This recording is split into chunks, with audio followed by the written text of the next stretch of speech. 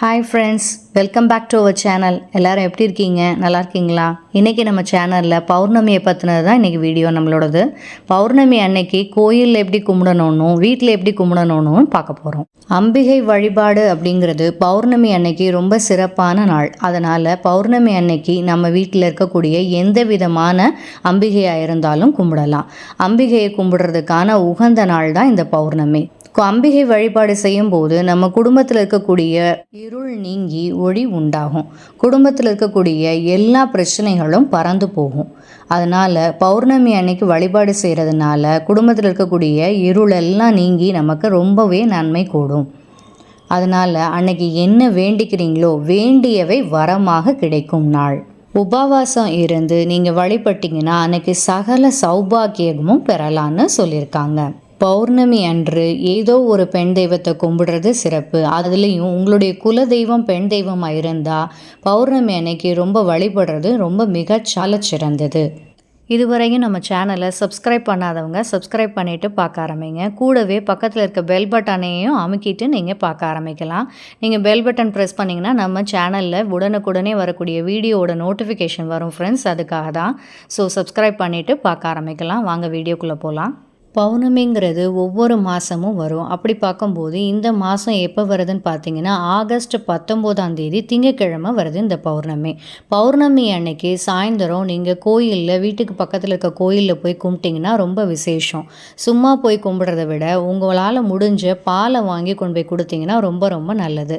பாலை வாங்கி கொடுத்துட்டு அந்த பால் அபிஷேகம் நடக்கும்போது அதை நீங்கள் கண்ணால் பார்த்தீங்கன்னா உங்களுக்கு ரொம்பவே சிறந்தது.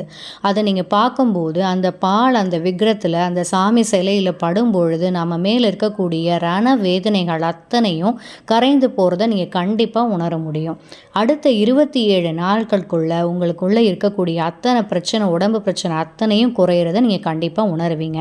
தொடர்ந்து இது மாதிரி 6 மாதம் கலந்துக்கிட்டிங்கன்னா உடம்புல இருக்க அத்தனை பிரச்சனையும் உங்களுக்கு இருந்தது அத்தனையுமே நிவர்த்தி ஆகிறத நீங்கள் கண்கூட பார்க்கலாம்.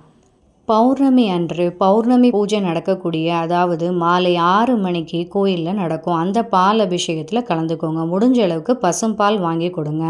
பொதுவாகவே அபிஷேகங்கிறது பகலில் தான் நடக்கும். அதுலேயும் நமக்கு சிறப்பாக சாயந்தரம் நடக்கக்கூடிய அபிஷேகங்கள்னு பார்த்தீங்கன்னா பௌர்ணமி அன்னைக்கும் பிரதோஷம் அன்னைக்கு மட்டும்தான். ஸோ பௌர்ணமி அன்னைக்கு நடக்கக்கூடிய மாலை அபிஷேகத்தில் கலந்துக்கோங்க கோயிலில். அதே மாதிரி வீட்டில் எப்படி கும்பிட்றதுன்னு பார்த்தீங்கன்னா மொட்டை மாடி இருந்துச்சுன்னா மொட்டை மாடியில் போய் கும்பிடலாம், இல்லை பால்கனியில் கும்பிடலாம். நீங்கள் கண்டிப்பாக சந்திரனை பார்த்து அன்றைக்கி கண்டிப்பாக கும்பிடணும். பால் அபிஷேகம் நான் சொன்ன மாதிரி பண்ணிங்கன்னா ரொம்ப சிறந்தது. இல்லை அது பண்ண முடியாதவங்க பாம்பு புற்றுக்காவது பால் வாங்கி ஊற்றலாம், அதுவும் செய்யலாம். அதுவும் நமக்கு சிறந்த பலனை கொடுக்கும். அதே மாதிரி வீட்டில் எப்படி நம்ம தெய்வத்தை கும்பிடணும் அப்படின்னு பார்த்தீங்கன்னா பெண் தெய்வத்தை கும்பிடுறது தான் ரொம்பவே உகந்தது. ஸோ பெண் தெய்வத்துக்கு புஷ்பமெல்லாம் போட்டு வழிபாடு செய்கிறது, சந்தன குங்குமம் வச்சு வழிபாடு செய்கிறது, அந்த மாதிரி கும்பிட்டு வரலாம். நீங்கள் பௌர்ணமி அன்னைக்கு காலையில் பக்கத்தில் இருக்க கோயிலுக்கு போனீங்கன்னா அன்னைக்கு இளநீர் வாங்கி கொடுக்கலாம் நம்ம பூஜைக்கு. இந்த மாதிரி பௌர்ணமி அன்னைக்கு வீட்லேயும் கோயில்லையும் நம்ம வழிபாடு செஞ்சு வந்தோம்னா நமக்கு இருக்கக்கூடிய பிரச்சனைகள் அத்தனையும் நீங்கி நம்ம குடும்பம் சுபிக்ஷமாக இருக்கிறத நம்ம கண்கூட பார்க்கலான்னு சொல்லியிருக்காங்க.